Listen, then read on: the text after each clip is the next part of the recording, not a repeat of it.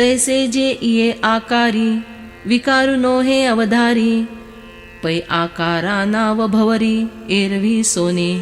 उसी प्रकार हे अर्जुन, तुम अच्छी तरह यह समझ लो कि जो ज्ञेय सभी प्रकार के आकारों में रहता है, परंतु वह विकार बनकर नहीं रहता। आकार का नाम बुगड़ी है, नहीं तो वह सोना ही होता है। या उघड मराठिया ते वेगळे धनंजया जाणे या गुण इंद्रिया पासवनी है। हे अर्जुन, सीधी सरल देवनागरी भाषा में जो स्पष्ट रूप से बतलाया है वह ज्ञेय गुण और इंद्रियां इनसे एकदम भिन्न है, ऐसा समझो। हा नाम रूप संबंधु जाति क्रिया भेदु आकारा प्रवादु वस्तुसी नाही। नाम रूप संबंध, जाति क्रिया तथा भेद इत्यादि सब बातें केवल बाह्य आकार को लक्ष्य करके होती है, ज्ञेय वस्तु को नहीं। ते गुण नो हे कही गुणा ते या पाडू ही नाही परिते याचे या चिठाई आभासती। वह ज्ञेय गुण नहीं है, उसकी गुणों के साथ कोई समानता नहीं होती, परंतु वे गुण उसी में भासमान होते हैं। ए तुले यासाठी संभ्रांताच्या पोटी ना ऐसे गमे किरीटी जे हे धरी। हे अर्जुन, इसी भासमान होने के कारण अज्ञानी लोग अपने मन में यह मानते हैं कि जो ज्ञेय है वही गुण धारण कर लेता है। तरी ते धरणे ऐसे अभ्राते जेवी आकाशे का प्रतिवदन जैसे आरिसेनी। अरे, वह धारण कर लेना उसी प्रकार का होता है जिस प्रकार आकाश मेघ को अथवा दर्पण प्रतिबिंबात्मक मुख को धारण करता है। सूर्यासी प्रतिमंडळ जैसे निधरी सलील रश्मि करी मृगजळ धरी जे जेवी।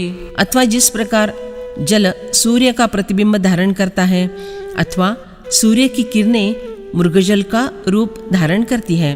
तैसे गा संबंधे विण सर्वाते धरी निर्गुण परिते वायाची जाण मिथ्या दृष्टि। अरे, उसी प्रकार निर्गुण ज्ञेय भी सबको बिना उसके साथ किसी प्रकार का संबंध रखे धारण करता है। या परी निर्गुणे गुणाते गा भोगणे रंके राज्य करणे स्वप्नी जैसे। जैसे कोई भिखारी स्वप्न में किसी राज्य पर शासन करता है, इस प्रकार निर्गुण ज्ञेय का गुणों का उपभोग करना होता है। म्हणोनी गुणाचा संगू आति चांगू गुण भोगू हा निर्गुणी कही लागू बोलो नये। इसलिए निर्गुण ब्रह्म के बारे में कभी यह नहीं कहना चाहिए कि गुणों के साथ उसका किसी प्रकार का संबंध है अथवा वह गुणों का उपभोग करता है। बहिरंतश्च भूताना मचरंचरमेव च सूक्ष्मत्वात् तद्विज्ञेयं दूरस्थं चान्तिके च तत्। वे परमात्मा संपूर्ण प्राणियों के बाहर भीतर परिपूर्ण है और चर अचर प्राणियों के रूप में भी वे ही हैं और वे अत्यंत सूक्ष्म होने से जानने में नहीं आते। जे चराचर भूता माझी असे पांडुसुता नाना वन्य उष्णता अभेदे जैसी। हे अर्जुन, जो ज्ञेय स्थावर और जंगम आदि सभी पदार्थों में उसी प्रकार रहता है जिस प्रकार अग्नि और उष्णता दोनों अभेद रूप से रहती है। तैसे नि अविनाभावे जे सूक्ष्म दशे आघवे व्यापूनी असे ते जाणावे ज्ञेय येथ। उसी प्रकार के साहचर्य भाव से, उसके बिना अस्तित्व न होना इस भाव से, जो सूक्ष्म अवस्था में समस्त पदार्थ को व्याप्त करके रहता है, उसी को यहाँ ज्ञेय समझना चाहिए। जे एक आतु बाहिरी जे एक जवळे दूरी जे एक वाचूनी परी दुजी नाही। जो एकमेव होने पर भी अंदर और बाहर अर्थात परिपूर्ण रहता है, जो सिर्फ एक होने पर निकट और दूर सर्वत्र रहता है, जिस एक के बिना और कोई दूसरा प्रकार अस्तित्व में नहीं है। अंदर अर्थात अंतर्यामी, बाहर अर्थात विश्वरूप, पास रक्षक, दूर निरीक्षक। गीताई चिंतनिका। क्षीरसागराची गोडी माझी बहुथडी थोडी, हे नाही तिया परवडी, पूर्ण जेगा। ऐसी कोई बात नहीं होती कि क्षीर सागर की मधुरता उसके मध्य भाग में अधिक और तट पर कम होती है। अरे उसी प्रकार जो सर्वत्र परिपूर्ण है। स्वेदजादी प्रभृती, बेगळाल्या भूत जाती, जयाची अनुस्यूती, खोमणे नाही। जिसके स्वेदज, अंडज, जारज, मणिज आदि अलग अलग प्रकार के भूतों में ओतप्रोत रहने में कभी किसी प्रकार की कमी नहीं आती। अविभक्तंच भूतेषु विभक्तमिव च स्थितं, भूतभर्तृच तच ज्ञेयं, ग्रसिष्णु प्रभविष्णु च।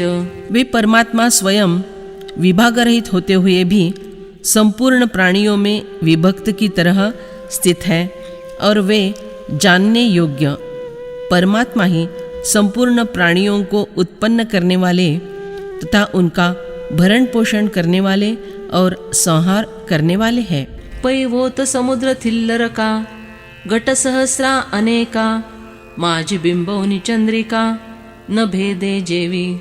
देखो नदी का प्रवाह, सागर, डबरा, हजारों गगरियाँ ऐसे अनेकों स्थानों के जलों में प्रतिबिंबित होकर भी चंद्रबिंब में कभी कोई भेद उत्पन्न नहीं होता। प्रतिबिंब अनेक परंतु बिंब एक ही होता है।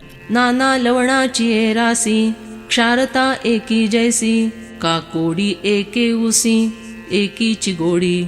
अथवा लवण की राशि के प्रत्येक कण में जिस प्रकार एक ही खारापन व्याप्त रहता है, अथवा उख के अनेकों मेंढरियों में एक ही मधुरता व्याप्त रहती है, तैसे अनेकी भूत जाती, हे आहे एकी व्याप्ती, विश्वकार्या सुमती, कारण जेगा।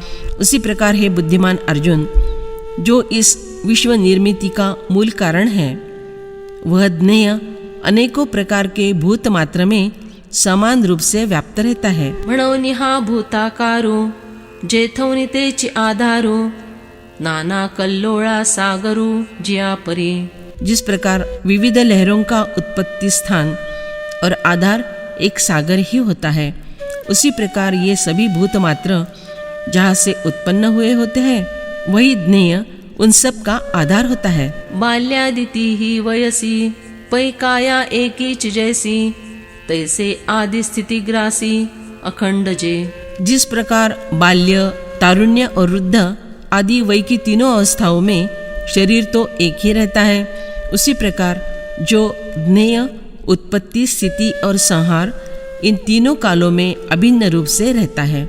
सायं प्रातर मध्यान्ही, होत जात दिनी दिनी, जैसे का गगनी पालटू नाही। जिस प्रकार प्रातः काल, मध्याह्न काल और सायंकाल इत्यादि दिनमान के क्रमशः चलते रहने पर भी आकाश में उस प्रकार का कोई परिवर्तन नहीं होता। सृष्टि वेळे प्रियोत्तमा, जया मणिपे ब्रह्मा, स्थिति जे विष्णु नामा, पात्र जाले। हे प्रिय श्रेष्ठ अर्जुन, सृष्टि की उत्पत्ति के समय जिसे ब्रह्मा कहा जाता है, स्थिति काल में जो इस विष्णु नाम के लिए पात्र बन गया। मग आकारू हार पे, तेव्हा रुद्र जे मणिपे, जेव्हा गुणत्रय लोपे, ते जे शून्य। फिर दृश्य जगत नष्ट हो जाता है, तब जिसे रुद्र कहा जाता है। जब इन रजस, सत्व और तमस तीनों गुणों का लोप हो जाता है, तब जो अवशिष्ट रह जाता है वह शून्य है।